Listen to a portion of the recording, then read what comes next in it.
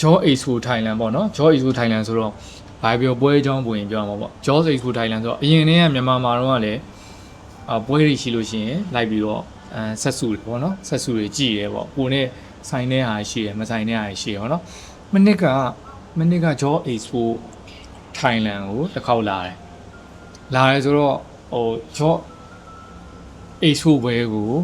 မြန်မာနိုင်ငံပြင်ပမှာတစ်ခါမှမရောက်ဘူးလို့ပြောမှာပေါ့နော်မရောက်ဘူးတဲ့အတွက်ကြောင့်လာကြည့်ရပေါ့နော်ဒါပေမဲ့အဲ့အချိန်မှာလည်း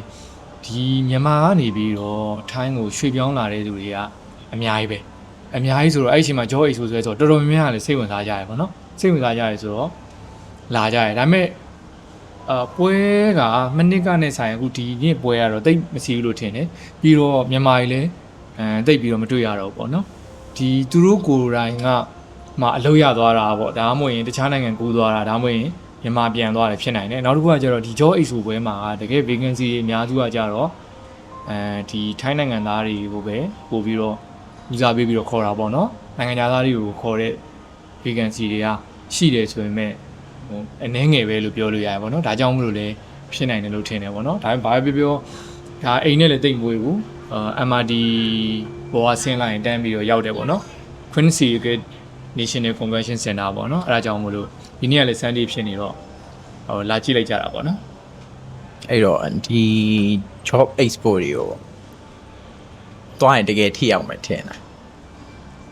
ဒီမှာမှန်ပြောရင်တော့သူတို့ Thai language လို့ရေးထားတာကိုကမဖတ်တတ်ဘူးလေမဖတ်တတ်ဘူးဆိုတော့နောက်သူတို့တွေရဲ့ culture ကိုသိပြီးတော့မမြင်သေးဘူးပေါ့နော်အရင်တစ်ခေါက် Job Expo မှာတော့သူတို့လာလျှောက်တဲ့ Thai တွေတော်တော်များတွေ့ရတယ်ဒီတစ်ခေါက်မှာတော့တနင်္ဂနွေနေ့နောက်ဆုံးနေ့ဖြစ်သွားလို့လားဘယ်လိုလားတော့မသိဘူးနည်းနည်းလေးလာတဲ့လူနေတာတွေ့ရတယ်ပေါ့နော်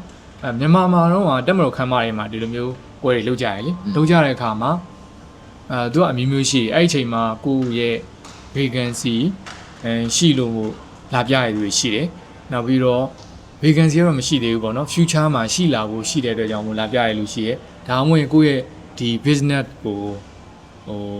brand awareness ဖြစ်အောင်ပေါ့နော်လုပ်ငန်းကိုလူသိစေခြင်းလို့လာပြီးတော့ပါဝင်တဲ့လူလည်းရှိရပေါ့နော်အဲ့တော့ percent အရဆိုလို့ရှိရင်တော့ Job Expo တွေရဲ့အလုပ်ဖြစ်မှုက50%အောက်မှာပဲရှိရလို့မြင်နေပေါ့နော်ဒါပေမဲ့ဘယ်လောက်%လောက်ဖြစ်တယ်ဆိုတာကျတော့ဒီ event ကိုကျင်းပတဲ့သူတွေမှာသူတို့မှာ track record တွေရှိရပေါ့နော်ဒီပွဲကနေပြီးတော့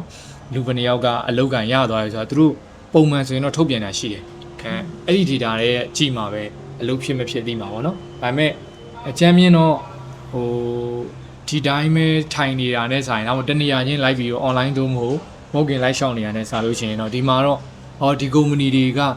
vacancy ရှိပါလားပေါ့နော်ဒီ company မှာဒီလိုလှုပ်ရှောက်လို့ရပါဆိုတော့အနည်းဆုံးသိသွားရဲဆိုတော့အကျိုးတော့မရုပ်ဘူးလို့ထင်ပါတယ်ဒီပွဲတွေကျင်းပတာဒါမှမဟုတ်ဒီပွဲတွေကိုလာတာပေါ့နော်ကျွန်တော်ဆိုရင်တော့အောက်မှာအခုအောက်မှာဒီဘူးတီမှာလုပ်တဲ့ဒီ company တွေရှိတယ်ဆိုရင်သူတို့နဲ့သူတို့ကလက်ကမ်းစာဆောင်ဝေးတာတွေသူတို့ position ဘာကြီးခေါ်နေတာပြောရဲအဲ့လိုမျိုးရှိရဲဆိုသူနဲ့ကိုယ်နဲ့ကြားမှာအဲ့ကြားမှာစပြီးတည်ရတယ်အဲ့လောက်ထိနည်းနည်း indirect လောက်อ่ะနည်းသေးတယ်အဲ့တော့အဲ့ထပ်ပို့ပြီးတော့အဆင်မြင့်မယ်ဆိုတော့တခြားဘာနီလဲနေသုံးလို့ရတော့တခုခုတော့ရှိဘယ်လိုမျိုးလဲပေါ့ဆိုရင်တော့အဲ့လိုစိတ်ဝင်စားတယ်တကယ်company တို့လုပ်ငန်းတို့ရှိရင်တော့အဲ့လိုတခြားသူတို့ရဲ့ social media တို့ website တို့ဒါမှမဟုတ် LinkedIn တို့တော့ဒီ LinkedIn တို့ပါအောင်ပါဆိုရင်သူတို့နောက်ထပ်သူတို့ရဲ့ manager တို့ HR တို့ရှိတယ်ဆိုတော့အဲ့ဟာကြီးတဆင့်မြင့်ပြီးတော့သူတို့ဆက်သွယ်ရပို့ပါအဲ့လိုလေရသူကပုံမူတည်မယ်အခု position ပေါ်လဲမူတည်မယ်ထင်တယ်လေဒီမှာကျတော့ရုံးစစ်တက်ပေါ့နော်အခြေခံရုံးဝင်တဲ့လောက်ကနေပြီးတော့အပေါ်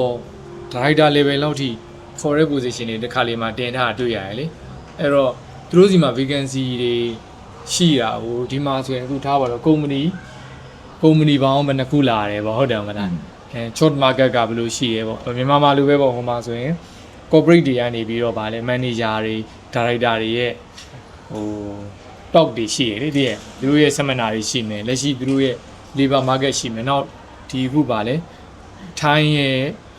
labor ယုံလို့ဒီသူတို့ရဲ့ data analysis တွေကနေပြီးတော့ report လုပ်တာရှိရပေါ့နော်သူတို့ရဲ့လောက်ခလာစာတွေအကြောင်း အလောက်ကိုင်းအခွင့်အလမ်းတွေကြောင်းပေါ့နော်ဒီလိုမျိုး data တွေလည်းရတာဆိုတော့ခုနပြောလို့ပေါ့အလုပ်ရှာတာတခုရဲ့အတွက် main ဆိုရင်တော့ဒီတက်ပိုကောင်းတဲ့ communication channel တွေအဆင်ပြေရရှိမှာပေါ့ဒါပေမဲ့ဒါကလည်း Sunday holiday တခုမှာပေါ့နော်ပန်းချံသွားမယ်ဆိုတာပန်းချံနဲ့ကက်ရမှာရှိတယ်ဟို Quincy ခစ်ကိုလာပြီးတော့ကြည့်တော့တခုခုတော့မြင်ရရဆိုတော့ပေါ့နော်ဟိုမှာစစ်သားတွေတောင်မှထိုင်းကစစ်သားတွေတောင်မှဘလို့အယောက်100လောက်စုပြီးတော့ဘာဖြစ်လို့လာလဲစစ်မှုထမ်းပြီးလို့ရှိရင်ဒါအလုပ်ကိုင်းခွင်လိုက်ရအောင်နေမှာ အဲ့တော့ဒီမှာဟိုထိုင်းမှာနေရဘယ်လောက်ကြာသွားလဲ ထိုင်းမှာအခုဆိုရင်4နှစ်ပြည့်တော့မှာ အဲ့တော့ထိုင်းမှာဟောအလုံးလုံးရကြိုက်တဲ့အချက်ဆိုအဲ့လို3ချက်တောင်းမှ5ချက်လောက်ဆိုဘာရှိ ထိုင်းမှာအလုပ်လုပ်ရတာခြိုက်တဲ့အချက်ဆိုတော့ပထမဆုံးချက်ကကြတော့ဒီဆောက်ဒီအေရှားမှာနည်းနည်းဟိုဖွံ့ဖြိုးတိုးတက်မှုပေါ့နော်နည်းနည်းပတ်စံ cash flow ရှိတယ်ဈေးကွက်လည်းတိုင်းတာတခုရှိတဲ့နိုင်ငံထဲမှာဆိုရင်ဘာပြောပြောထိုင်းကပါတယ်ပေါ့နော်ထိုင်းကပါတော့ကြတော့စီးပွားရေးအနေနဲ့ဆိုရင်ဒီလိုမျိုး market ရှိတဲ့နိုင်ငံတခုလို့ပြောရမှာပေါ့အဲ့ဒါနံပါတ်1ချက်ပေါ့နော်ဘာလို့ market ရှိမှစီးပွားရေးလုပ်လို့ရမှာဟုတ်ဝယ်ရတဲ့သူတွေရှိမယ်ပေါ့နော်ဝယ်ရတဲ့သူတွေဆိုတာလာစားအတင်းထိုင်းလျောက်ရှိနေရနေတဲ့လူတွေရှိတယ်လို့အလဲလာတဲ့သူတွေရှိမယ်ပေါ့နော်ဆိုတော့ဒီလိုမျိုး market size ရှိတဲ့အတွက်ကြောင့်အလုပ်လုပ်ဖို့အတွက်business ပဲဖြစ်ဖြစ်ပေါ့နော်ဒါမှမဟုတ်လုပ်ငန်းတွေတစ်ခုခုမှာဟိုအလုပ်ရှာဖို့အတွက်ဆိုလို့ရှိရင်ဒီလို company တွေရှိတယ်ဟိုမှာ hotel တွေရှိတယ်ဆိုရင် hotel တွေမှာအလုပ်ကိုင်ခွင့်လန်းတွေရှိမယ်ပေါ့စက်ရုံတွေရှိမယ်စက်ရုံတွေမှာအလုပ်ကိုင်ခွင့်လန်းတွေရှိမယ်ပေါ့နော်အဲ့လိုမျိုးဒီလိုမျိုး opportunity အနေနဲ့အတိုင်းအတာတစ်ခုရှိရလို့ခံစားရတယ်ပေါ့နော်ဒါပေမဲ့ဟိုဒီတက်ကောင်းတဲ့နိုင်ငံတွေတော့အများကြီးရှိမှာပေါ့နော်ဒီ South Asia မှာတော့ဒါအလုပ်လုပ်လို့အဆင်ပြေနိုင်တဲ့နိုင်ငံတစ်ခုတွေမှာဘယ်လိုပဲဖြစ်ဖြစ်ပါတယ်ပေါ့နော်နောက်တစ်ချက်ပြောရမယ်ဆိုရင်နောက်တစ်ချက်ကတော့ပြောရရင်တော့လဲစရာတွေအများကြီးရှိတယ်ဟုတ်လားအလုံးတော့မဆိုင်ဘူးပေါ့နော်ဒါပေမဲ့အလုံးလုံးတယ်ဆိုရင်ဥမာထားပါတော့တချို့ဆိုရင်ထားပါတော့တက်ကန်တာကနိုင်ငံထဲမှာအလုံးလုံးတယ်ဆိုရင် holiday ဆိုပဲသွားမှလဲပေါ့သွားကြမရှိဘူးသွားကြမရှိတဲ့နိုင်ငံတွေရှိတယ်တကယ်တော့ဥမာ Australia တို့ Euro တို့မှာဆိုတချို့မြို့တွေရှိတယ်ညနေရုံးစင်းပြီဆိုရင်အဲ့ဒီနေရာကြီးက6ကပ်ပြီးတော့ဘာမှမရှိတော့ဘန်ကောက်မှာမဟုတ်ဘူးရုံးစင်းပြီဆိုလို့ရှိရင်တညလုံးလိမ့်လို့ရတယ်weekend တွေမှာလဲ holiday တွေမှာဆိုရင်လည်းတနိုင်ငံလုံးဟိုသွားကြရအများကြီးပဲပေါ့နော်အဲ့ဒါပြောကြကောင်းတယ်လို့ပြောအောင်ပေါ့နော်ပတ်စံရှိလို့ရှိရင်ပေါ့နော် သွားနေကြတယ် ခီးသွားတာပေါ့နော်ခီးသွားကြိုက်တယ်ခီးသွားတယ်တော့မလို့အပန်းဖြစ်စရာနေရာတွေအများကြီးထဲမှာပါတယ်ပေါ့နော်ထိုင်းကအဲ့ဒီချက်ကောင်းတယ်ပေါ့နော်နောက်တစ်ချက်ကfacility တွေပေါ့ facility တွေဆိုတော့အခု transportation တို့ရုံးတွေတို့ပေါ့နော်co-working space တွေ office tower တွေနောက် coffee ဆိုင်တွေပေါ့နော်နောက် shopping area တွေ shopping area ဆိုတာဒီ shopping ထွက်ဖို့ပြောတာမဟုတ်ဘူးเนาะပုံမှန်သွားလာစားတော့ရင်ရုံသွားရင်လည်းအဲ့လိုမျိုးခိုးစရာနေရာတွေရှိတယ်ပေါ့เนาะအဲ့တော့ကိုက coffee ဆိုင်ကြိုက်တယ်လို့ဆိုရင် coffee ဆိုင်တွေရှိမှာပေါ့ကိုကဘာကြိုက်လဲပေါ့เนาะကိုအဲ့လိုမျိုးဟို facility တွေရှိတဲ့နိုင်ငံလို့ပြောရမှာပေါ့เนาะထိုင်းမှာနောက်တစ်ချက်ကနောက်တစ်ချက်ကဟို US က blogger တွေပါလေဆိုတော်တော်များနောက်ကြရလေထိုင်းကဟာလဲဒီကဘာမှာမဖွံ့ဖြိုးသေးတဲ့နိုင်ငံပေါ့နော်မဖွံ့ဖြိုးသေးတဲ့နိုင်ငံဆိုပြီးတော့ content ရိုက်ကြလေဒါပေမဲ့ဒီမဖွံ့ဖြိုးတဲ့နိုင်ငံမှာရှိတဲ့အဆောက်အဦတွေနီးပညာတွေကကြတော့တချို့သူတို့နိုင်ငံတွေမှာတိတ်ပြီးတော့မတွေ့ရသေးတယ်ပေါ့နော်များများဆဆမမြင်ရသေးတဲ့ဟာကြီးရှိတာလည်းရှိတယ်ပေါ့နော်အဲ့တော့နီးပညာဆိုရင်တော့အများကြီးရှိမှာပေါ့ဒီရထားတွေတခြားဟိုကတ်တွေပေါ့နော်ဘန်ကီး system တွေရှိမယ်နောက် technology ဘိုင်းနဲ့ပတ်သက်တဲ့ဟာတွေရှိမယ်ပေါ့နော်ဒီဟာမျိုးတွေကလည်းအရန်ခင်းနောက်ကြရတဲ့အထက်မှာနောက်အဆောက်အဦတွေပေါ့နော် high rise အဆောက်အဦတွေဒါမျိုးတွေကနီးပညာအရန်ကြီးခင်းနောက်မကြတဲ့နိုင်ငံတွေမှာအခုဆိုရင်ပါတယ်ပေါ့နော်အဲ့တော့ technology ဘိုင်းဆိုကိုယ်နဲ့သက်ဆိုင်ရာပေါ့နော်ကိုကengineering လားကိုက ID လားကိုကတခြားပေါ့နော် facility လား construction လားတခြားကိုနဲ့ဆက်တဲ့ဘိုင်းတချို့တွေမှာဒီထိုင်းမှာရှိနေပညာ အရင်ကြီးတော့မနှောင့်ကြနေဘူးလို့ခံစားရတယ်ပေါ့နော်ကဘာနဲ့ရှင်နိုင်နေဆိုရင်ပေါ့နော်တခြားဘာကြိုက်သေးတော့ ချမ်းပါကြညီမတို့ခုနပြောနီးပညာမှာဆိုရင်တော်တော်ကြီးကိုခြားသူနဲ့ရှင်လို့ရတဲ့နီးပညာတွေ့ရတယ်ကျွန်တော်ကတော့ဒီ flame မိုင်းရဆိုတော့ဒီပါဆိုရင်ကင်မရာတွေတို့ပါဆိုလို့ရှိရင်နောက်ဆုံးပေါ့ဟိုဘက်မှာထွက်ပြီးဆိုရင်ချက်ချင်းဒီဘက်မှာရောက်လာတယ်ဒီပြီးရင်သူတို့ market လည်းရှိတဲ့အတွက်ချက်ချင်းဟို upgrade လုပ်ပြီးတော့သူတို့ဒီတကယ်ဒီ industry ထဲမှာချက်ချင်းသူတို့ update လုပ်တယ်ချက်ချင်းဒီပစ္စည်းတွေကိုတုံးတယ်အဲ့လိုမျိုးပေါ့ဟုတ်တယ် သူကတကယ်တော့ဟိုဟာကြီးလည်းပြောရမယ်ချင်းနောက်တစ်ချက်လူလည်းပြောလို့ရတယ်အတူတူလည်းပြောလို့ရတယ်အဲ့ဒါဘာလဲဆိုအဲ့ဒါကြောင့် resource လို့ပြောလို့ရတယ်ဥပမာထားပါတော့တချို့နိုင်ငံတွေမှာတော့သူကတခုခုလုပ်မယ်ဆိုရင်မှကုန်ချမ်းမရှိတာတို့အဲ့ဒီခုနပြောရဲပေါ့နော်ဒီကင်မရာကိုချက်ချင်းဝယ်လို့မရဘူးပေါ့နော်တက်ကြီးနိုင်ငံတစ်ခုခုကိုတက်မှားတာကိုတည်ရမှာသူရဲ့ company branch တွေမရှိတာတို့ပေါ့နော်အဲဒီမှာကျတော့တော်တော်များများပါပြီးပြောရှိရလေဝယ်လို့ရတယ်ပေါ့နော်ဒီပစ္စည်းအစ်စ်ပေါ်ရင်ဒီဟာရှိရင်ဝယ်လို့ရတယ်ပေါ့ပစ္စည်းအစ်စ်ဝယ်လို့ရတယ်ဆိုတော့ resource တွေရှိတယ်လို့ပဲပြောအောင်ပေါ့နော်ဒီမှာ e-commerce နဲ့ဒီ logistics နှစ်ခုလုံးတော်တော်ကြီးကောင်းတယ်ဟုတ်တော့တကယ်တော့နိုင်ငံကလည်းအတိုင်းအတာတစ်ခုဖွံ့ဖြိုးမှာပဲဒီဟို franchise တွေပဲဖြစ်ဖြစ်ပေါ့နော်ဟိုအစားအသောက်ပဲဖြစ်ဖြစ်ဒီခုနကမ္ဘာကုမ္ပဏီကားရှိုးနေတယ်သူတို့ကလာမှာပဲလေအဲ့တော့အတိုင်းအတာတစ်ခုရှိတယ်ပေါ့ဟို shopping center တောင်မှဟိုကွာလေးရပေါ့အခုဒီနားမှာလာလို့ပါလို့ဆိုရင်ပြောရရင် shopping center အခုကြီးကလက်ချိုးရည်လို့ရတယ်လေဒီမှာဆိုလို့ရှိရင်သူတို့ local ဟိုနဲ့ပဲဒီ shopping center တွေအများကြီးရှိအဲ့တော့ဒီ shopping center တွေမှာလာဖွင့်မဲ့ဆိုင်တွေကလည်းဒါ market size အရာဆိုရင်ကွာတယ်ပေါ့နော်အဲ့တော့ရှိတယ်ပေါ့နော်အဲ့တော့ဒါတွေရှိရောလူတွေလည်းအဆင်ပြေရောဒီမှာမိဘရဲ့အမေးများတဲ့ဟာဖြစ်မယ်ထင်တယ်အဲ့လိုကျွန်တော်ဒီမှာတက်ကြားလာနည်းနည်းကြည့်ပြောမှဒီမှာတက်ကတူတက်နေရပါညာဆိုပြီးတော့တီးလို့ရှိရင်သူတို့မေးကြတာပေါ့ထိုင်းမှာတက်ကတူတက်ပြီးလို့ရှိရင်ပွဲရပြီးလို့ရှိရင်အလုပ်ရမှာလားအဲ့လိုပွဲရပြီးအလုပ်ရမယ်ဆိုသူတို့တာသမီလည်းထားကျင်တယ်ပါညာဆိုရပုံစံမျိုးပေါ့အဲ့လိုမေးကြအများအဲ့တော့အဲ့မေးခွန်းပေါ့ဘယ်လိုမြင်လဲပေါ့မှန်ပြောရင်တော့ဒီချာမသိဘူးပေါ့နော်ဒါပေမဲ့ထင်တာပေါ့ကိုထင်တာပဲပြောအောင်ထိုင်းမှာတက်ကတူတက်မယ်ဘွဲရပြီးရင်အလုပ်ရနိုင်တာသူကဒါပေမဲ့နှစ်ခုရှိမယ်တဲ့တစ်ခုကကြတော့ထိုင်းမှာတက်ကတူတက်မယ်ပြီးရင်ထိုင်းမှာလှုပ်ချနောက်တစ်ခုဖြစ်နိုင်တာထိုင်းမှာတက်ကတူတက်မယ်ပြီးရင်တခြားနိုင်ငံမှာလှုပ်ချလည်းဖြစ်နိုင်တာပဲဟုတ်တယ်မလားเนาะအဲ့ဒီနှစ်ခုဖြစ်နေအဲ့တော့အဲ့မှာခုနပြောထိုင်းမှာအလုပ်တက်လုပ်တက်ကတူတက်ပြီးထိုင်းမှာအလုပ်ရနိုင်တာလို့မေးကုန်ရင်သူကနှစ်ခုချိန်သွားရင်ထိုင်းရဲ့ပညာရေးထိုင်းရဲ့ university တွေကအလုပ်ရနိုင်လားတို့ကကြတော့ထိုင်းနိုင်ငံကအလုပ်ကိုင်ခွင့်လန်းရှိလားအဲ့နှစ်ခုနဲ့ချိန်သွားမယ်ထင်တယ်ဒီမှာထိုင်းနိုင်ငံအလုပ်ကိုင်ခွင့်လန်းရှိရဆိုရင်တော့ဒါအလုပ်ရနိုင်တယ်အဲ့လိုပဲဒီထိုင်းရဲ့တက္ကသိုလ်တွေရဲ့ဘယ်လိုပြောရမလဲတက္ကသိုလ်တွေတစ်ခုနဲ့တစ်ခုမတူပေါ့နော်တချို့တက္ကသိုလ်တွေကတက်ရင်အလုပ်ကိုရနိုင်တယ်လို့မျိုးပဲပေါ့နော်ထိုင်းရဲ့တက္ကသိုလ်တွေကအဲ့မှာခုနထိုင်းရဲ့တက္ကသိုလ်တွေမှာရှိသေးတယ်လေဟိုထိတ်ဆုံးမှာပြောကြတာပါလေဒီချူလာလောင်ကွန်းတို့ဟိုမဟီဒေါလိုမျိုးသူကအစိုးရတက္ကသိုလ်လားအဲ့ဒါအစိုးရတက္ကသိုလ်ခေါ်တာအဲ့လိုအဲ့လိုမျိုးတက္ကသိုလ်တွေက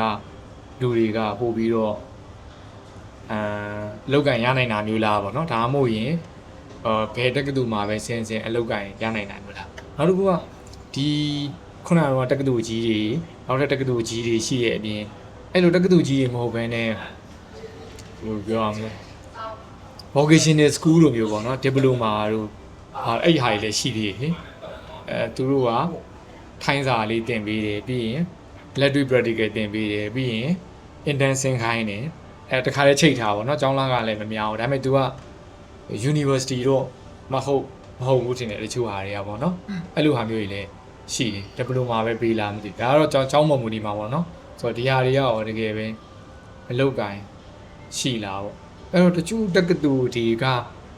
အတိုင်းအတာတစ်ခုအဆင်ပြေမယ်လို့ထင်တယ်တချို့တက္ကသိုလ်တွေကနည်းနည်းပို့ပြီးတော့ခက်ခဲမယ်လို့ထင်တယ်ဒါပေမဲ့တိကျတဲ့ဟာတော့မသိဘူး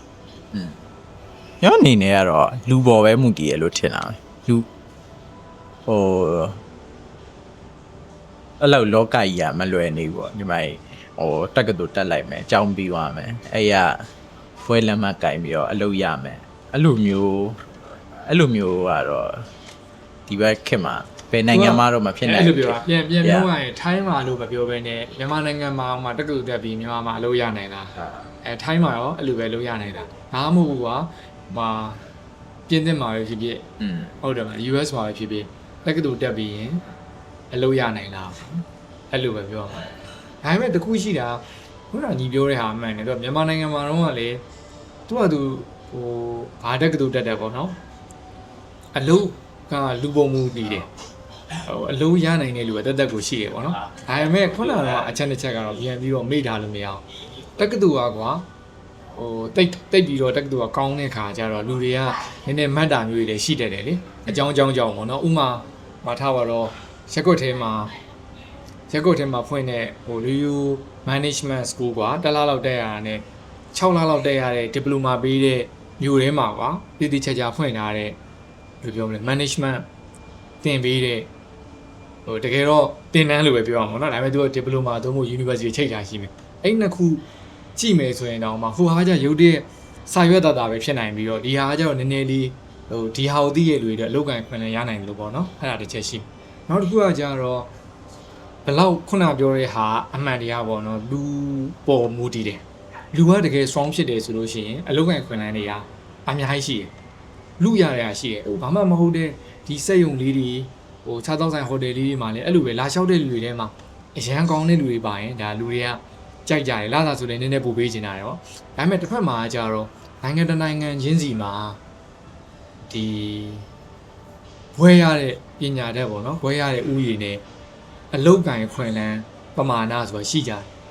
အဲ့အလုတ်ကင်ခွင်လန်းအရန်နေတဲ့နိုင်ငံတွေဆိုအဲ့ဒါကြောင့်မလို့သူတို့ကဘွဲရပြီးတဲ့အခါမှာနိုင်ငံခြားကိုထွက်တာပို့ပြီးတော့များတယ်ပေါ့နော်ဆိုတော့အဲ့ဒီ ratio ကပို့ပြီးတော့စိုးလေအလုတ်အကင်ရဖို့ခွင်လန်းပို့ပြီးတော့နဲလေဥပမာထားပါတော့ engineer တွေက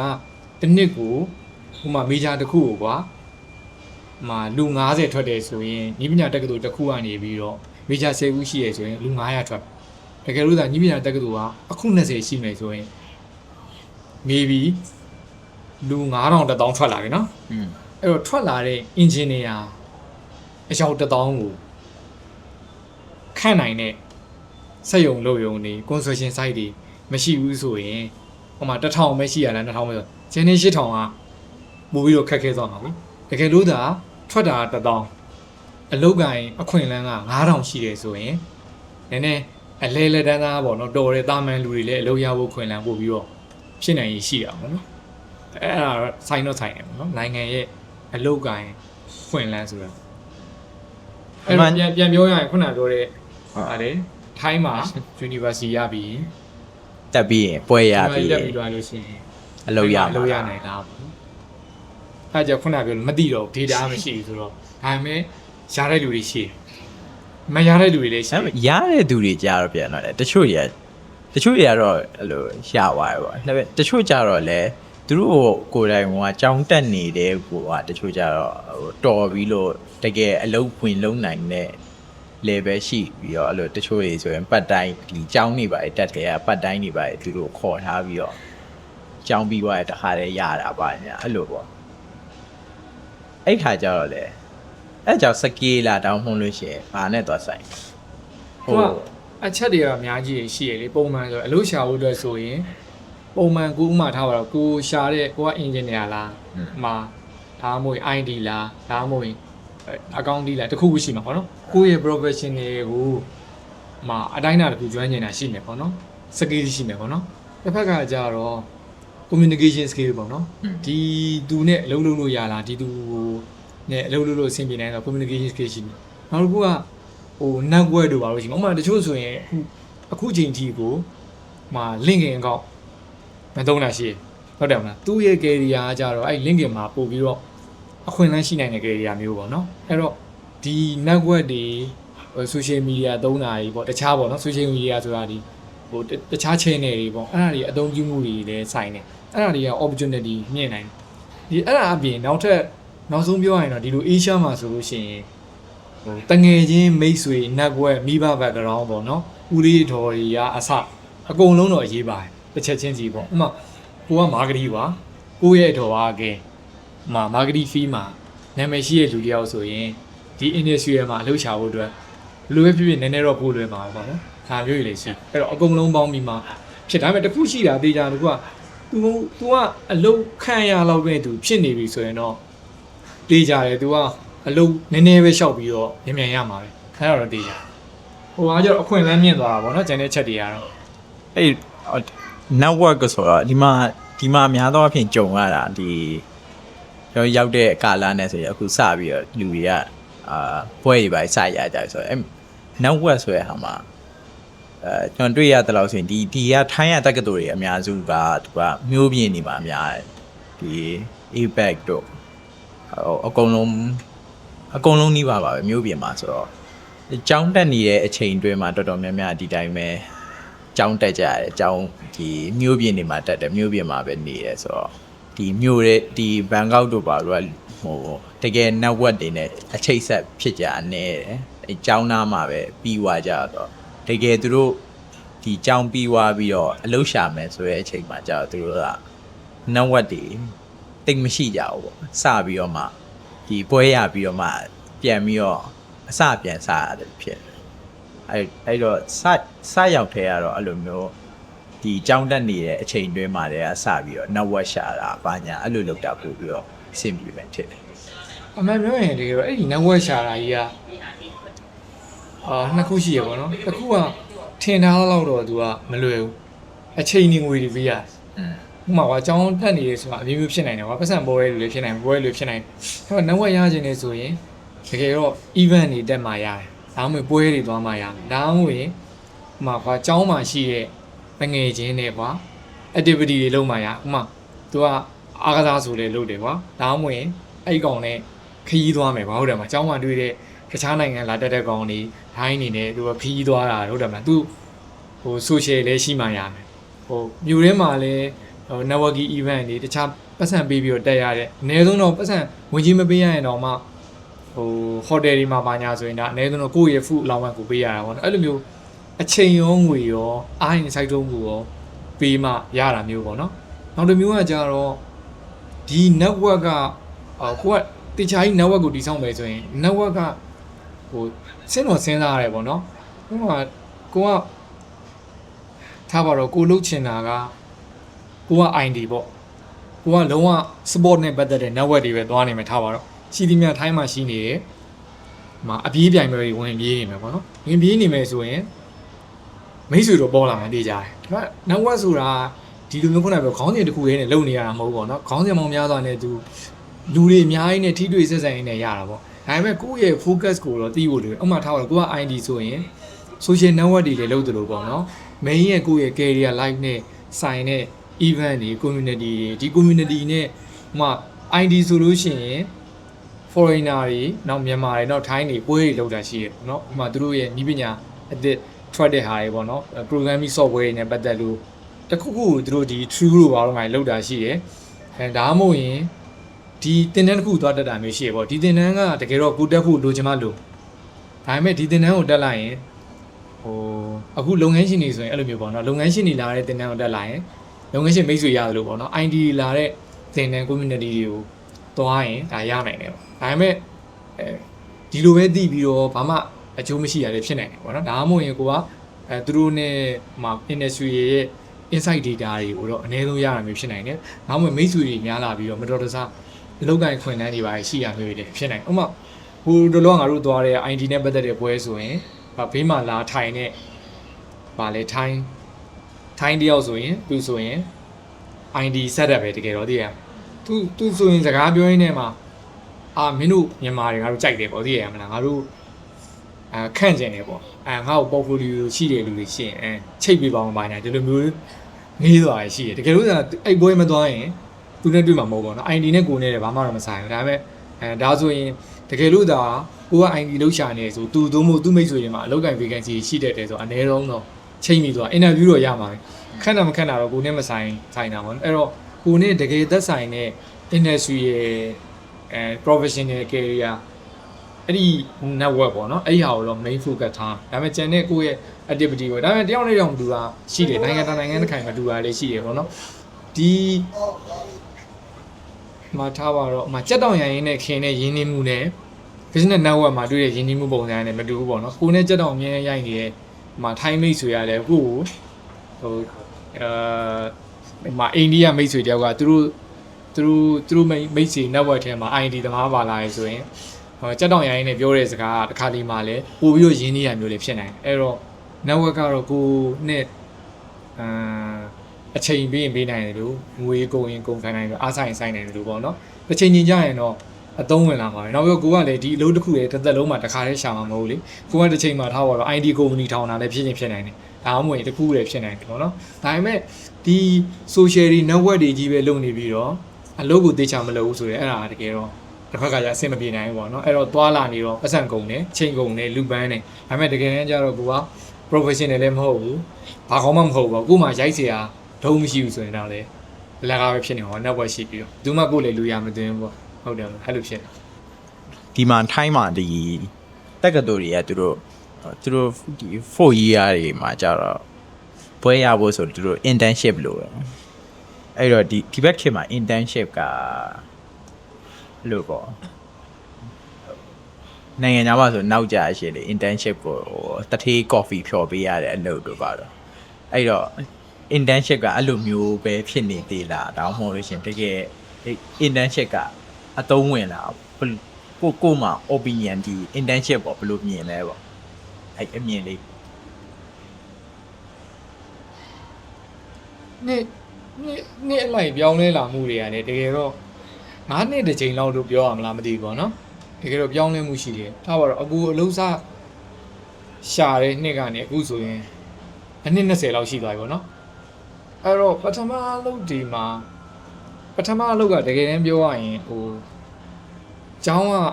university ကဆရာတယောက်ကချိတ်ဆက်ပြီးတော့ဟိုအလုပ်တင်မကြအင်တန်မကြထည့်ပေးလိုက်တာပေါ့နော်အဲ့မှာတကယ်တမ်းစလုပ်ပေးရတော့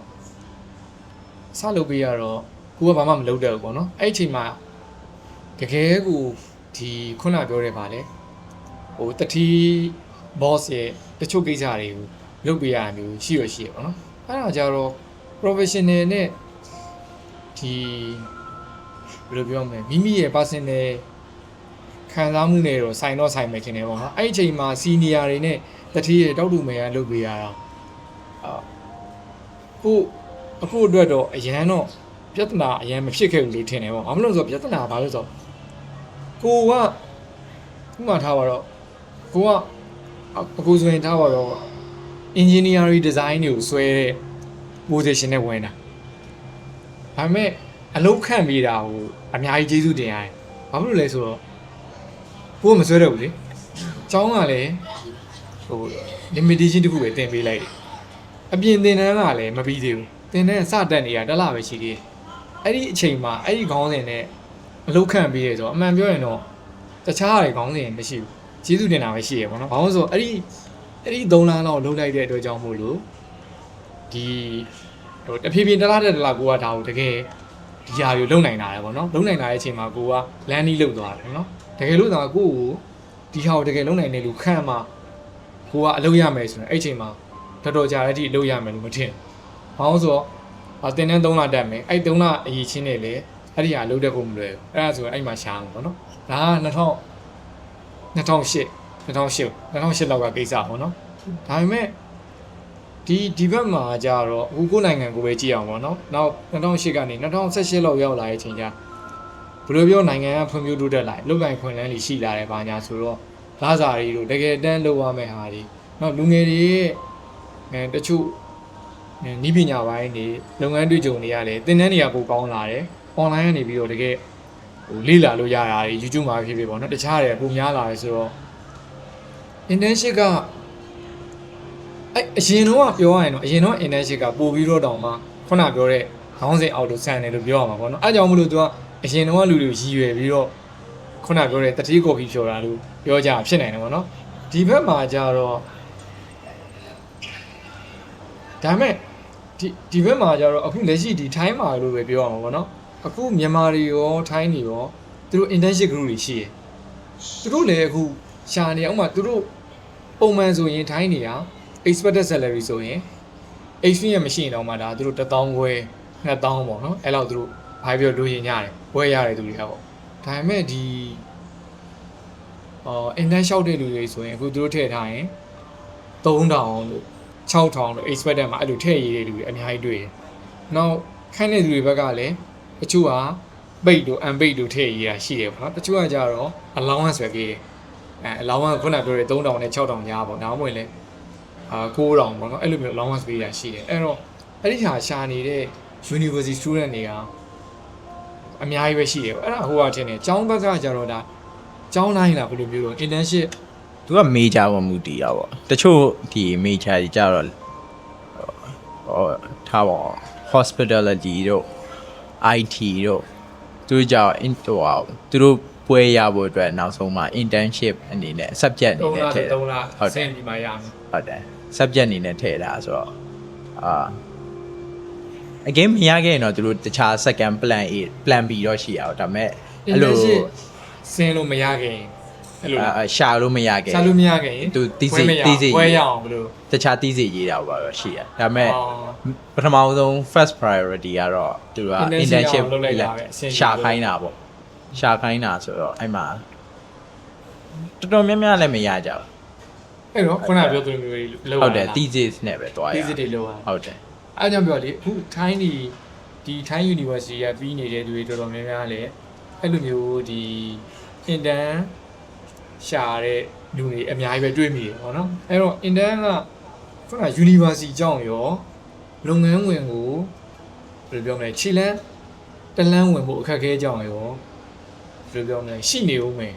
ရှိနေဦးမယ်ပေါ့နော်ဘာလို့ရှားရတယ်ဆိုတော့လိုချင်တဲ့သူကများပြီးတော့ပေးနိုင်တဲ့သူကနည်းနေသေးလို့လေဟုတ်တယ်မလားအဲ့လိုပဲပြောအောင်အဲ့တော့ intern ကရှိနေသေးတယ်ကုမ္ပဏီတွေကပေးနိုင်တာနည်းနေတာဖြစ်မယ်ဒီကအဲ့တော့ခုနမိကုန်းကပြန်ဆွဲခေါ်ရင် intern ကသုံးဝင်သေးလားပေါ့အခုကတော့အသုံးဝင်သေးရလို့မြင်တယ်ဒါပေမဲ့ရဖို့လည်းခက်နေသေးတယ်အခုကဒါပေမဲ့တခုရှိသေးတယ်သူကပါလဲ ID ဒါပေမဲ့ office မှာသွားပြီးတော့ intern ဆင်းမယ်ဆိုရင်တော့တကယ်ကြတော့အဲ့လိုမျိုးတွေတိတ်တော့ဆင်းမပြေနိုင်ဘူးဒါပေမဲ့မဖြစ်လို့မို့အဲ့ဒါကိုဆင်းပြီးတော့ပေါ့နော်ဥပမာသူက marketing ပေါ့ဒါပေမဲ့သူကဟို business development ဘိုင်းမှာနည်းနည်းတော့ကူလိုက်တယ်တော့အဲ့ဒါဆိုရင်တော့ဒါတိုင်းလုံးဝတဲ့လူတော့အကျိုးမရှိဘူးပြောမှာဟောသူကလုံးဝ marketing မေးမှာဟုတ်တယ်ဒါပေမဲ့ business development ဆိုရင်နည်းနည်းတော်သေးဒီတဲ့ဆိုတဲ့လုံးဝမသက်ဆိုင်တဲ့ department မှာတော့ကူလိုက်တယ်ဆိုရင်တော့သူက intern ကဘယ်လိုပြောအောင်လဲအတိတ်ပဲမရှိဘူးဖြစ်တော့ company တိုင်းက intern တွေကိုကဲလုံးနိုင်လောက်တဲ့ facility ရှိမနေဘူးလို့အကူကမြင်တယ်ကြည့်လိုက်ရင်တော့သိရမလား Google မှာတော့သိရမလားဘယ်လိုဟုတ်တယ်မလား intern တွေတွေ့သိရအောင်အဲ့ဒါကုမ္ပဏီတိုင်းမှာမဖြစ်နိုင်ဘူးသိရဒါအနည်းစုမှာပဲသူတို့တကယ်သိရအောင်အကျိုးရှိအောင်လို့အဲ့လိုကုမ္ပဏီတွေကလည်း intern ရောက်မလွယ်ဘူးထင်တယ်အဲ့လိုမျိုး Google တို့ဘာလို့လဲမျိုးကုမ္ပဏီတွေပေါ့ရှင်းလားမလွယ်တော့ဘူးထင်လူတိုင်းတော့ဘယ်လက်ခံအောင်စဉ်းကျင်တဲ့လူအများကြီးရှိမှာပဲဟုတ်တယ်မလား facility လောက်ကောင်းတယ်အဲ့တော့အရင်အဲ့အရင်ကြီးပြောင်းလဲလာတယ်လို့ကိုမြင် internet ပတ်တိုင်ကအရင်ခေတ်တုန်းကလည်းဒွိရပဲသိရမလားintern ဆိုပြီးတော့ညာပြီးတော့ခိုင်းတယ်လို့ feeling ရှိရတယ်တွေတက်ရှိရလေဒါပေမဲ့ဘယ်ဟဝင်ရမှမသိလို့ဒီ intern ကြောင်းမို့လို့နောက်အလုပ်တွေဟိုရှာလို့လွယ်သွားရှိရပေါ့နော် traditional မှာဆိုရင်ကွာဦးလေးရဲ့စတိုးဆိုင်မှာအတော်ရဲ့ထမင်းဆိုင်မှာဟုတ်တယ်မလားဟိုအကူဝမ်းခွဲရဲ့ကုမ္ပဏီမှာနည်းနည်းတော့ကုနေတယ်ပြီးတော့အလုပ်ရှာတဲ့အချိန်မှာပို့လွယ်သွားတယ်လေအောင်ဆို तू ကလုပ်ငန်းဝင်ကိုသိသွားတာပေါ့လုပ်ငန်းဝင်မသိတာပြဿနာရှိတာပေါ့သိရလုပ်ငန်းဝင်ကဘယ်လိုမျိုးရှင်းတန်းရမလဲဘာတွေလုပ်ရမလဲလုပ်ငန်းအထားဘယ်လိုပေါ့လုပ်ငန်းဝင်ဆိုတာကပြောဝဲသားထွက်တာမဟုတ်တော့ကွာကြောင်းလည်းမဟုတ်စတင်ပေးရနေရတယ်မဟုတ်တင်တန်းလည်းမဟုတ်ဒီဟာကိုသူတို့သဘောပေါက်သွားတဲ့အခါမှာ ပို့ပြီးတော့တိုးတက်နိုင်တဲ့ဟို career life view စာတွေရှိတာ အဲ့တော့ fresh graduate နေနဲ့ဆိုလို့ရှိရင်ဒီ job market ထဲရောလို့ intern မဟုတ်ဘဲနဲ့ဘလို့ခေပေါက်တွေရှိအောင်မလဲကိုအတွေ့အကြုံရဘာရှိ အကိုရဲ့အလုပ်ရှာတဲ့အတွေ့အကြုံအမှန်ပြောရင်တော့ခင်မမီတော့ဘာလို့ဆိုအလုပ်ရှာတာက2008ကနေပြီးတော့2017ထိပေါ့နော်2008ကနေ2017ထိပဲအလုပ်ရှာဘူးလားဒါပေမဲ့အဲ့အချိန်မှာတော့ဟိုတည်တည်ချာချာရှာတယ်ပေါ့ဟိုဘာလုပ်ဖြစ်ဘူးလဲဆိုအဲ့တော့ခေတ်စားတာမြန်မာနိုင်ငံမှာအင်ဂျင်နီယာတွေကဘွဲရပြီးလို့ရှိရင်စင်ကူသွားတယ်စင်ကူသွားရဲဆိုတော့ဘွဲရခနဲ့ကဘာလုပ်လဲဆိုစင်ကူသွားဖို့ပြင်တယ်ဘွဲရကန်ဒီကနေငါမှာအကြောင်းဘွဲရတော့မယ်အဲ့ဆိုရင်စင်ကူမှာရှိတဲ့အကိုအမတွေစီနီယာကိုမတွေပေါ့အဓိကသူတို့တွေကိုတင်လွှင့်ရတာပေါ့နော်အခုကျွန်တော်အကြောင်းပြီးတော့မယ်လေ့ရမလားနောက်အမဦးလေးရဲ့အတော်ရဲ့တငယ်ချင်းရဲ့ပေါ့ဒါမျိုးတွေကို information တွေကိုစုံစမ်းရတယ်စင်ကူမှာဆိုဘယ်လိုရှိလဲအဲ့တော့အကြောင်းပြီးလာတဲ့အချိန်မှာအခက်အခဲတွေအများကြီးပေါ့နော်စင်ကူဘယ်လိုသွားမလဲနိုင်ငံခြားဘယ်လိုသွားမလဲဟိုရောက်ရင်အလုပ်ချမလဲဆိုကြိုပြီးပြင်နေနောက်ဆုံးကြတော့ဟို ready ဖြစ်မှသွားမယ်လို့စဉ်းစားရတဲ့အကြောင်းလို့ ready ဖြစ်နေတဲ့အချိန်မှာဟိုဂျားထဲမှာအကြောင်းမသွားဖြစ်သေးဘူးပေါ့မသွားဖြစ်တော့ဘာလုပ်လဲဆိုတော့အဲ့ဒီစင်ကူမှာသွားပြီးတော့အလုပ်ရှာနေတဲ့လူတွေအတွက်ကိုညနေပိုင်းကိုတင်တန်းဖွင့်ဖြစ်တယ်တင်တန်းဆိုပတ်စံတော့မယူဘူးပေါ့နော်ဒီ engineer နဲ့ပတ်သက်ပြီးတော့စင်ကူမှာဆိုရင်ဘယ်လိုလုပ်လို့အဲ့တော့ပထမတစ်ခုကဘာလဲဆိုတော့ဒီလုပ်ငန်းဝင်မှာလုပ်တဲ့ဒီ technical တွေနဲ့ကျောင်းကသင်ပေးလိုက်တဲ့ technical တွေရှားမှာပေါင်းဆက်တာပေါ့နော်အဲ့ဒီပေါင်းဆက်တဲ့ဟာတွေကအခါလေးမှာဒီတချို့ဆရာသမားအရင်တော့မှလေဆိုင်ကယ်ပြင်တာတက်ချင်လို့ရှိရင်ဟိုဆိုင်ကယ်ပြင်တဲ့ဆိုင်မှာလေတောက်လို့မရသွားလို့ဒီလိုမျိုးပေါ့နော်ဒါမှမဟုတ်ရင်လည်းအဲ့လိုမျိုးတစ်ခုပေါ့အဲ့လိုပဲဒီ engineer ဆိုရင်လည်းအဲ့လိုပဲ engineer chief engineer ကြီးတွေပါတယ်သူတို့တွေဖွင့်တဲ့သင်တန်းတွေတချို့ကြောင့်သင်တန်းတွေနဲ့ဖွင့်တာမဟုတ်ဘူးချက်လည်းမယူဘူးပေါ့နော်ဒီတနင်္ဂနွေတွေမှာသူတို့ကသူတို့တက်တဲ့ဟာကို share လုပ်ပေးရတယ်ဒါမျိုးတွေရှိတယ်ပေါ့အဲ့လိုဆရာသမားတွေ senior တွေကိုလိုက်ပြီးတော့တွေ့တာမျိုးပေါ့နောက်ဒီနိုင်ငံခြားကိုသွားကျင်နေဆိုအဲ့နိုင်ငံမှာအလုပ်လုပ်နေသူတွေနဲ့စကားများများပြောတာမျိုးအဲ့လိုတွေပြင်ဆင်ပြီးတော့မှဒီအလုပ်လုပ်ငန်းခွင်မှာဘယ်လိုရှိလဲရယ်အလုပ်မြန်ရအောင်ဘယ်လိုရှာမလဲပေါ့နော်အဲ့ဒီတော့ဆိုရင် social media တွေ website တွေကလည်းရှာလို့ရနေပြီစပြီးတော့ပေါ့နော်နောက်ခုနအသည့်တွေရှာလို့ရတယ်နောက် company ရဲ့ email တွေပို့လို့ရတယ် login interview တွေလုပ်လို့ရတယ်နောက်တစ်ခုက interview တာကလည်းတကယ်တော့ skill လို့တယ်ခုနကိုယ့်ရဲ့ skill က10ပဲရှိရဖြစ်မယ်90ရှိရဖြစ်မယ်ဒါပေမဲ့ကိုယ့်ရဲ့ skill က40လောက်ပဲရှိတယ်ကိုက interview skill ကိုနည်းနည်းလေးလေ့ကျင့်ထားလိုက်မယ်ဆိုရင်လူတွေကကို60လို့ထင်တယ်အဲ interview skill ကလည်းအဲ့ဒီခေတ်ကနေ internet မှာရှာလို့ရနိုင်ဘူး interview မှာဘယ်လိုဝစ်သွားမယ် interview မှာဘယ်လိုနေမယ်ဒါတွေကဟိုလူကြီးတွေအတွက်ဆိုရင်တော့ senior တွေအတွက်ဆိုရင်တော့ဘာမှမဟုတ်တော့ဘူးပေါ့နော်ဒါပေမဲ့တကယ်တမ်းကျတော့ဒီပါလဲအခုမှစပြီးចောင်းပေးလူတွေဆိုတော့နည်းနည်းတော့အသုံးဝင်နိုင်ပါတော့ CV ဘယ်လိုပြင်မယ်တို့ interview ဘယ်လိုဖြေမယ်တို့ပါအဲ့ကောင် practice လေလုပ်လို့ရတယ်ဟုတ်အကူတို့တော့ဆိုရင်ဥမာစင်ကာပူမှာအလုပ်ရှာခြင်းနဲ့ခါကျတော့စင်ကာပူသွားတဲ့ဈေးကများတယ်ဒါဆိုစင်ကာပူသွားပြီးတော့ခဏသွားပြီးတော့ interview ဖြေဘူးဆိုတော့မဖြစ်နိုင်ဘာလုပ်လဲဆိုတော့စင်ကာပူကနေပြီးတော့မြန်မာနိုင်ငံမှာလာပြီးတော့ interview ခေါ်တဲ့အလုပ်တွေရှိတယ်အဲ့အလုပ်တွေအကုန်လုံးသွားလျှောက်တယ်အဲ့တော့ဒီမြန်မာနိုင်ငံသားမဟုတ်တဲ့အိန္ဒိယသို့မဟုတ်စင်ကာပူရီယန်တယောက်နဲ့အပြင်မှာinterview English လို့ပြောဘူးတာနဲ့မပြောဘူးတာနဲ့ဟိုနှလုံးခုန်နေမနှုံးပေါ့နော်အဲ့ဒီဟာကွာတယ်ပေါ့ပထမအချိန်တွေ့တော့အကြောင်းပြီးတာအကောင်တယောက်ကနိုင်ငံခြားလာတဲ့ကောင်တွေ interview ရဆိုရင် excited ဖြစ်တာများတယ်10ယောက်မှ9ယောက်မှကတော့အဲ့ဒီ excited ကခုနပြောတဲ့တစ်ချိန်နှစ်ချိန်သုံးချိန်ဆိုရင်ဒါပို့ပြီးတော့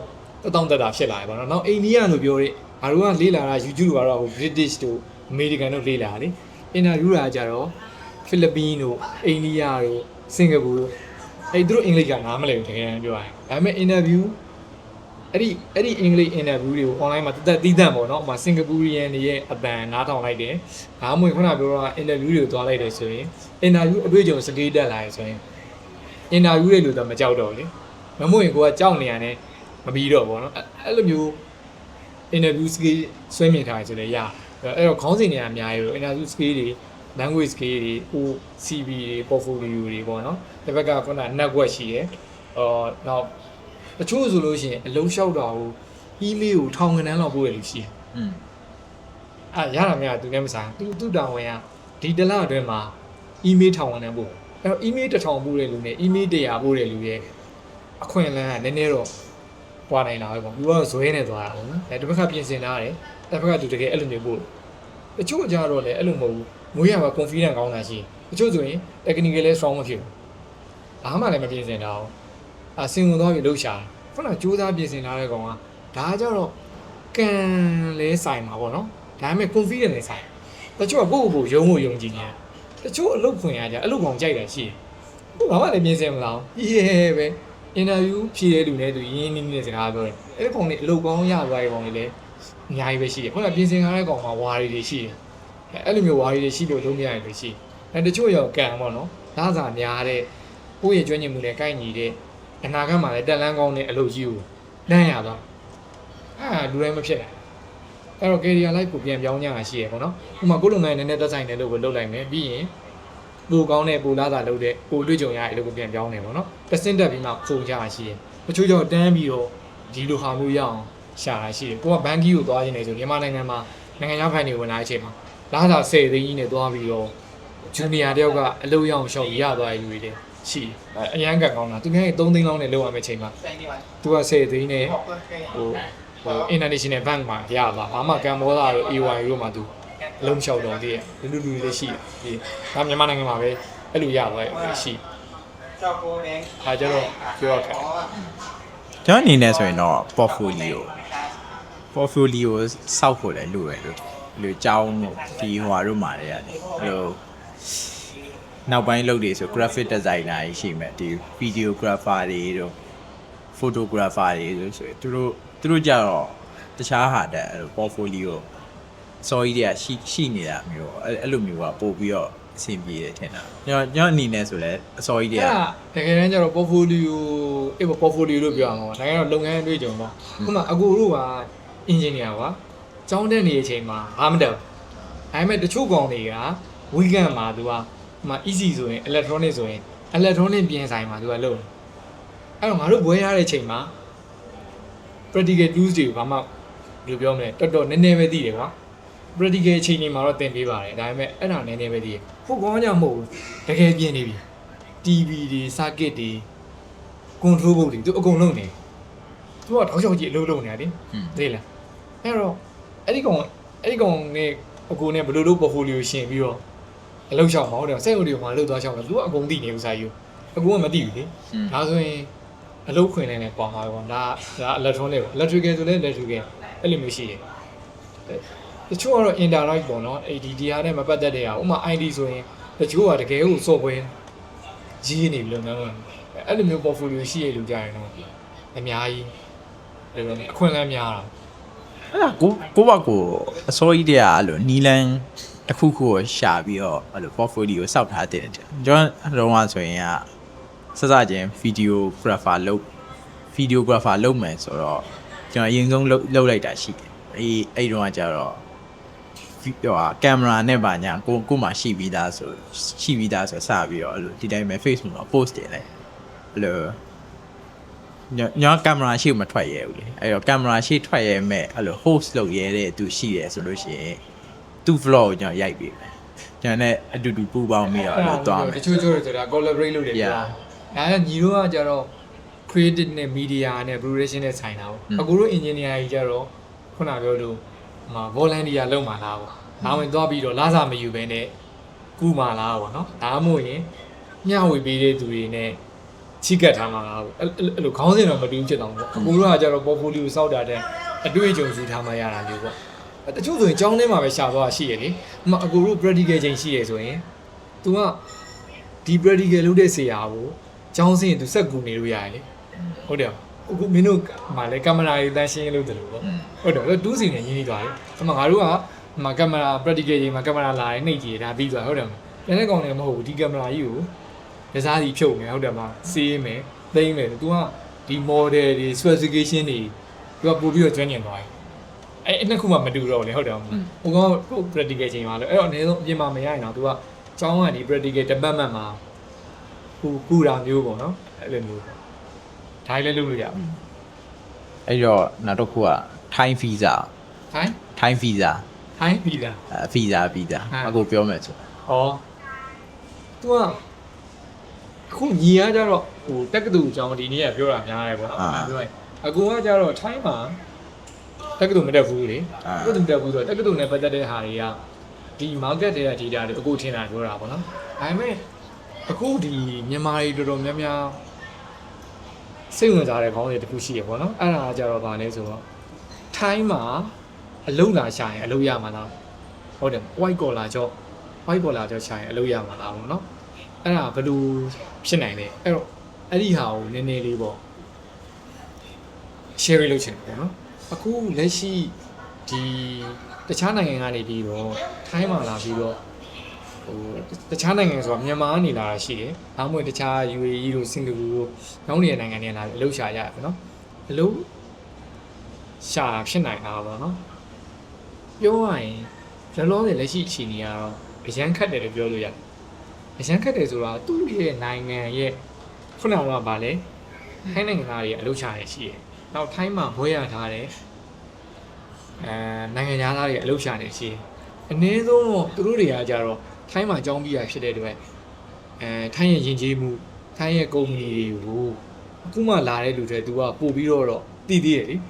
ဒီနေ့မှရောက်တာမဟုတ်တယ်မလားဟိုဒင်နာမှာကုမ္ပဏီရှိတယ်ဘယ်ကုမ္ပဏီရှိတယ်သူတို့တွေကဘာလုပ်နေတယ်ထိုင်းနိုင်ငံရဲ့လက်ရှိစီးပွားရေးခြေနေကဘယ်လိုဘာညာတော့သူတို့ဒီကြောင်းတက်နေတဲ့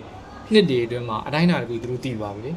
ဒီအခုမှလာတဲ့လူကြတော့အမှန်ပြောရရင်ဘယ်ကုမ္ပဏီမှာရှောက်အောင်မှာလဲဘယ်ချိန်ထဲမှာရှောက်အောင်မှာလဲဒီဟာတွေကအစသူလေးလာတာပေါ့နော်အဲ့တော့ပို့ပြီးတော့ခက်ခဲလို့ပြောလို့ရတယ်။ဒါပေမဲ့ပထမအချက်ခက်ခဲရတော့ခုနကပြောလို့လောက်ကန်ခွင်လန်းနဲ့ဒီထိုင်းနိုင်ငံသားတွေနဲ့ထိုင်းမှာဘွဲရရတွေနဲ့ရှင်တဲ့အခါမှာသူကပို့ပြီးတော့နည်းနည်းအားနေတယ်ပေါ့။ဒါပေမဲ့တခုရှိတာသူ့မှာအရန် strong ဖြစ်တဲ့ experience တွေပါလာပြီဆိုရင်သူက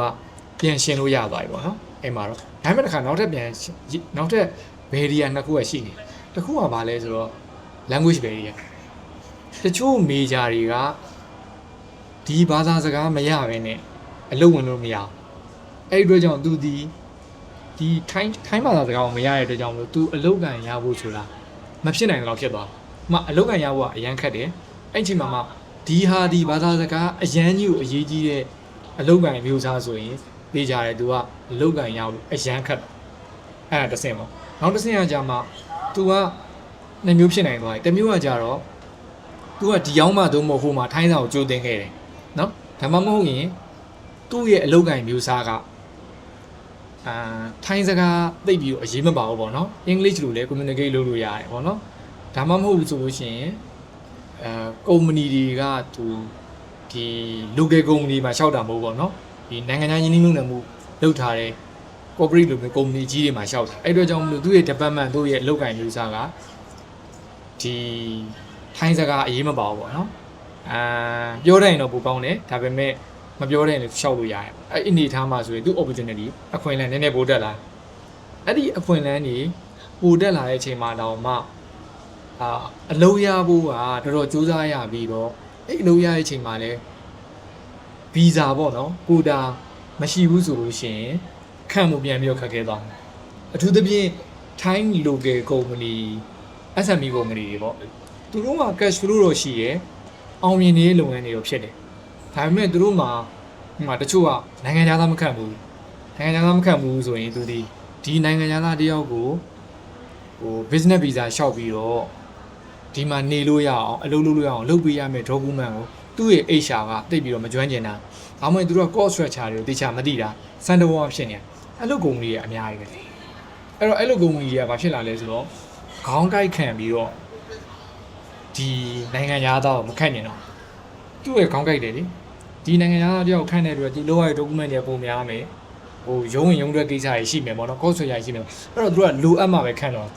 အဲ့တော့နောက်ဆုံးကျတော့ကြံတာဒီနိုင်ငံသားကိုသူတို့ခန့်ကျင်စိတ်လည်းရှိတယ်ခန့်လို့ရနိုင်တဲ့လုပ်ငန်းမျိုးစားလည်းဖြစ်တယ်သူက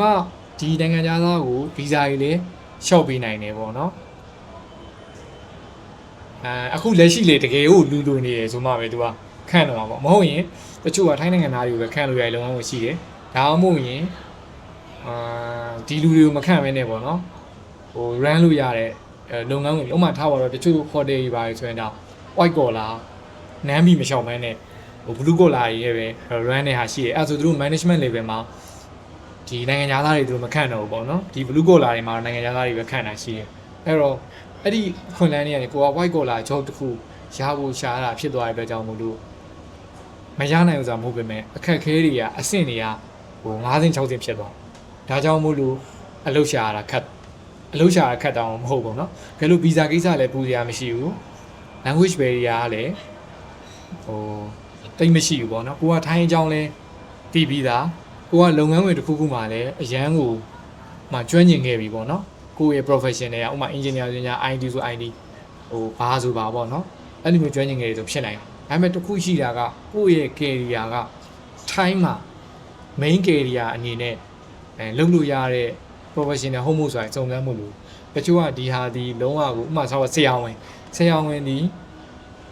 သူကလုံးဝကို Thai language နဲ့ပဲကုရမယ်အဲ့ဒီအတွက်သူ certificate လိုတယ်အဲ့ certificate ပြင်ရဖို့ဆိုရင် Thai လို့သူကဖြည့်ရမယ်အဲ့တော့ဒီစေးပညာတွေကိုအစားအဆုံး Thai လို့ပြန်ပြီးတော့သင်ဖို့ဆိုတာဟိုဖြစ်နိုင်တာမြန်မာ10တန်းမှာတော့မှ1ယောက်လောက်ပဲရှိမလားမသိဘူးမရှိဘူးတော့မဟုတ်ဘူးတကယ်တော့လူတွေကမရှိဘူးပြောနေကြတယ်တကယ်တော့ရှိကောင်းရှိနိုင်အဲ ဆရာဝန်တွေဆိုတော့စာချက်ချင်မှာ ဒါပေမဲ့9နှစ်စာကိုထိုင်းလိုပြန်ကြက်ရမှာလေ9နှစ်စာထိုင်းလိုပြန်ရတာဆိုတော့ပြီးတော့ဟိုမရှိသလောက်လို့တော့ပြောကြရပေါ့နော်ဒါပေမဲ့ကိုသိတင်ရှိကောင်းရှိနိုင်တယ်ပေါ့နော်အကြောင်းမျိုးမျိုးကြောင့်ဥမာဟို hybrid တွေလည်းရှိတာဟိုတကယ်တော့မြန်မာဘွဲရလာတဲ့လူတွေထိုင်းနိုင်ငံသားကတ်နဲ့ဟိုမြန်မာအရင်တော့နှစ်တချို့မှာမြန်မာပတ်စိုးနှစ်ခုကင်ထားတဲ့လူရှိတယ်ပေါ့နော်အဲ့လူတချို့ကထိုင်းမှာကြီးပြီးတော့တချို့ကကြောင့်မဟုတ်ဘူးထိုင်းမှာမွေထိုင်းနိုင်ငံသားကတ်ကြီးကင်ထားတယ်ဒါပေမဲ့မြန်မာမှာကြီးတယ်မြန်မာဘွဲရပြီးမှထိုင်းကိုပြန်တက်လာရင်ထိုင်းစကားမတက်ဘူးအဲ့လိုလူတွေရှိတာပဲသူတို့ကတည်းကသူကကက်ကြီးတော့ထိုင်းနိုင်ငံကက်ကြီးနေပေါ့နော်အဲ့တော့အကြောင်းမျိုးမျိုးကြောင့်ဒီဟာကိုပြန်ပြီးတော့ try ပြီးတော့ရတဲ့လူများရှိကောင်းရှိမလားတော့မသိဘူးပြောချင်တာတော့အဲ့ဒီ barrier တွေဒါမရှိဘူးဆိုရင်တော့အလုပ်ကိုင်ရှာဖို့ဆိုတာဖြစ်နိုင်တယ်အဲ့ဒီ barrier တွေများလေကိုကအလုပ်ကိုင်အခွင့်အလမ်းရဖို့ခက်ခဲလေးပဲပေါ့နော် ဟေးဒါကတော့ကျွန်တော်တို့ဒီ Queen Series က Job Expo ရောက်နေတာပေါ့ဒီ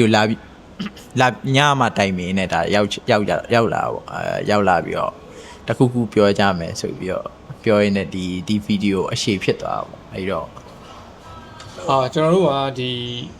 job နဲ့ပတ်သက်တဲ့ professional တော့မဟုတ်ဘူးပေါ့နော်ထိုင်းမှာ university တက်နေတဲ့သူနဲ့မြန်မာမှာရောထိုင်းမှာကျွန်တော်တို့အလုပ်လုပ်ခဲ့တဲ့အတွေ့အကြုံတွေနဲ့ပေါ့နော်ပေါင်းဆက်ပြီးတော့ကျွန်တော်တို့ရဲ့ information ကို share လုပ်တဲ့ပေါ့ပါ podcast ဖြစ်သွားတာပေါ့နော်တကယ်လို့ကျွန်တော်တို့ပြောနေတဲ့ information တွေထပ်ပို့ပြီးတော့ဒီထိုင်းမှာတက္ကသိုလ်တက်ပြီးတော့အလုပ်ရှာမဲ့သူဒါမှမဟုတ်အလုပ်လာလုပ်မဲ့သူတွေအတွက်ပေါ့နော်ကြိုးရှိမဲ့ information တွေရှိရဆိုရင်လည်းဒီ video တွေအောက်က comment မှာအများကိုမျှဝေပေးသွားလို့ရပါတယ်ဟုတ်ကဲ့ပါကျွန်တော်တို့ Burmese Nomads ကိုလည်း follow လုပ်သွားပါအောင်ကျေးဇူးများတင်ပါတယ်ဟုတ်ကဲ့ပါ